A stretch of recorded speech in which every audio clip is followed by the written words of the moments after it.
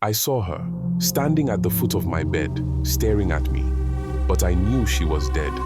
It all started when I moved to a small town in Edo State for work. I was staying with my friend, Osahon, and his family. They lived in an old house that had been in their family for generations.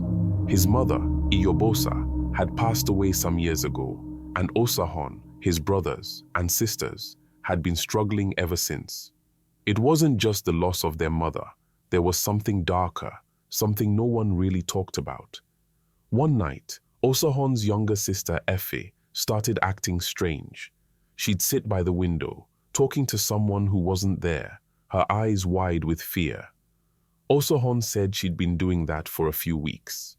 At first, they thought it was grief, but it got worse. Ife said they were demons, tormenting her, and they wanted to take her away. Everyone thought she was losing her mind. Then, one evening, the whole house went cold. I'm not exaggerating. It felt like a weight pressed on us, the air thick with dread. That's when we saw her, Osahon's mother, Iyobosa. She was standing in the middle of the room, looking just as she had when she was alive. She didn't say a word, but her eyes were locked on Ife, like she was guarding her. At first, I thought I was hallucinating, but everyone saw her. Even Osahon, who never believed in spirits, fell to his knees. I later learned that Iyobosa had made a promise before she died. She had always been protective of her children, and before her death, she had whispered to Osahon that no matter where she was, she'd always protect them. For the next few days, Iyobosa's spirit appeared more frequently, especially when Ife had her episodes. The demons, or whatever they were, seemed to retreat whenever she showed up. Ife would cry, saying she could hear her mother telling her to be strong, that she wasn't alone. One night, it got really bad. Ife was screaming, convulsing on the floor, and everyone was panicking. The room grew colder than ever before, and suddenly, Iyobosa appeared again, but this time, she wasn't alone. She was with other women, ancestors, Osahon said later.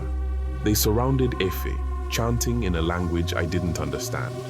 Efe's body went still, and for the first time in weeks, she slept peacefully. The next morning, Osahon told me about the demons that had haunted their family. They were said to be ancient spirits that preyed on vulnerable families, and without a strong maternal figure, they had slipped into the house after Iyobosa's death. But she came back.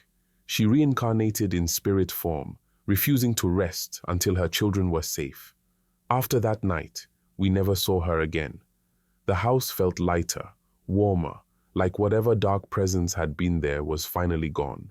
I'm not a superstitious person, but I can't explain what I saw. Osahon's family was never the same, but in a good way. They started healing. The demons never returned. And sometimes, late at night, I think about that cold feeling and the look on Iyobosa's face. She wasn't angry or sad. She was determined. Even in death, a mother's love doesn't fade.